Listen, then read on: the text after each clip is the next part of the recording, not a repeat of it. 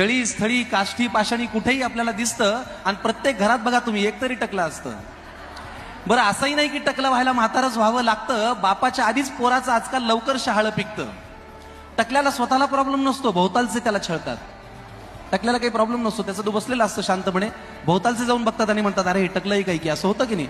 तर टकल्याला स्वतःला प्रॉब्लेम नसतो, भोवतालचे त्याला छळतात, गेले रे केस म्हणून उरलेले उपटून काढतात. पण जेव्हा पडायला लागतं ना टक्कलन केस लागतात गळू, जेव्हा पडायला लागतं ना टक्कलन केस लागतात गळू, वेगवेगळ्या आकारात उघडी पडते ही गुळगुळीत टाळू. काहींच्या अगदी दर्शनीय भागात अशी तारेची घासणी उरते. बघून घ्या, आज काही घासण्या सुद्धा आहेत तिथे 1 2 4. काहींच्या अगदी दर्शनीय भागात अशी तारेची घासणी उरते, तीच त्यांना आयुष्यभर भांग पाडायला पुरते. काहींना मागे खड्डा जणू विहीरच खणली जाते. काहींना मागे खड्डा जणू विहीरच खणली जाते. काहींचं घर जातं